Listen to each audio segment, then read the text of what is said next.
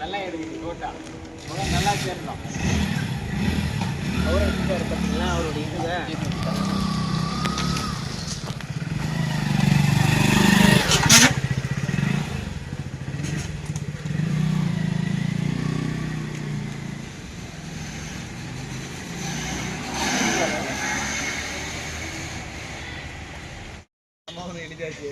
இதுவை ஆனந்தராஜ் அந்த சமாதானம் தான் அவங்களும்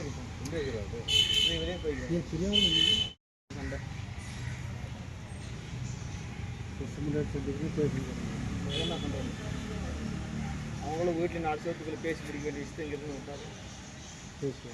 பேசி அளவு முடிச்சு கொண்டாட்டி வந்து போட வர மாதிரி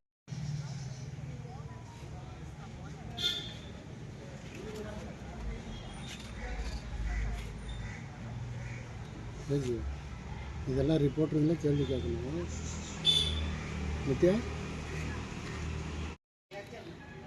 இங்கே திருப்பத்தூர் மாவட்டத்தில் அரசு பள்ளியில் வந்து கிறிஸ்மஸ் நிகழ்ச்சி செஞ்சுருக்காங்க. அந்த நிகழ்ச்சியில் வேற்று மதத்தினர் வந்து கூட்டு வந்து மத பிரச்சாரம் பண்ணியிருக்காங்க. முழுக்க இந்து மாணவர்கள் படிக்கக்கூடிய பள்ளிக்கூடம். அந்த பள்ளிக்கூடத்தில் கிறிஸ்மஸ் நிகழ்ச்சி நடத்துனது தவறு. அது மட்டும் இல்லாமல் மதமாற்ற நடவடிக்கையை மேற்கொண்டது முக்கிய தவறு.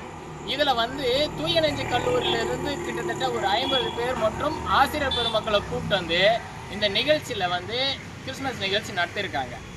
இந்த மாவட்ட நிர்வாகத்தையும் தமிழக அரசையும் நான் கேட்குறேன், அரசு பள்ளியில் ஆன்மீகத்தை சொல்லி கொடுத்த மகாவிஷ்ணு சென்னையில் நீங்கள் கைது பண்ண தெரியுது. ஆன்மீகத்தை சொன்ன இந்து மதத்தை சார்ந்த மகாவிஷ்ணு கைது பண்ண தெரியுது. ஆனால் இங்கே அதே அரசு பள்ளியில் கிறிஸ்து மத போதகராகிய கிறிஸ்து மதத்தை பரப்பின ஒரு நபரை கைது பண்ண முடியல. மாறா அந்த பகுதியில் இருக்கிற மக்கள் வந்து இந்த அரசு பள்ளியில் மாணவர்கள் பள்ளிக்கூடம் நடத்தணுன்ற நோக்கத்தில் நீ ஏன் கிறிஸ்மஸ் நடத்துறீங்களோ பள்ளிக்கூடம் நடத்தாமன்னு கேட்டவர் நபர் மீது வழக்கு பதிவு பண்ணியிருக்காங்க. இது எந்த விதத்த நியாயம்? இந்துக்கு ஒரு சட்டம்னா கிறிஸ்தவர்களுக்கு ஒரு சட்டமா? மதமாற்றத்தில் ஈடுபடுகின்ற ஒரு நடவடிக்கை வந்து முழுக்க இந்து மதத்தை அழிக்கக்கூடிய செயல். இந்த மாவட்ட நிர்வாகத்துக்கும் தமிழக அரசுக்கும் சட்டம் முதுகெலும்பு போயிடுச்சு. முதுகெலும்பு இல்லாத சட்டமாக இருக்குது. அதனால் நாங்கள் இந்த மாநில அரசாங்கத்தையும் காவல்துறையும் நம்ம மாவட்ட நிர்வாகத்தையும் நாங்கள் கேட்டுக்கிறோம்.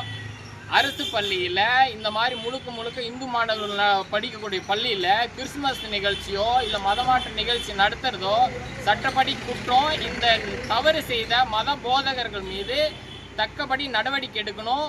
அது மட்டும் இல்லாமல் இந்த நிகழ்ச்சி ஏற்பாடு செய்த ஆசிரியர்கள் மீதும் அந்த ஆசிரியர்கள் துணை பண்ண மாவட்ட நிர்வாகத்து மீதும் நடவடிக்கை எடுக்கணும். இந்த மத போதரை கை செய்யணும்.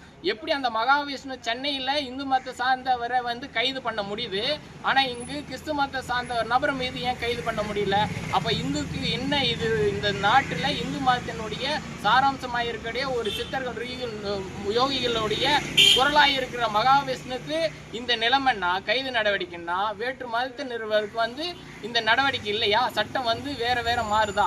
இதனால நாங்கள் கேட்டுக்கிறோம், இங்கே வந்து தமிழக அரசு சட்டம் இந்துக்கோ கிறிஸ்டின்கோ மாறா இருக்கக்கூடாது, ஒரே சட்டமாக இருக்கும்னு நாங்கள் கேட்டுக்கிறோம். ஜெய்ஹிந்த். நன்றி, வணக்கம். நீங்கள்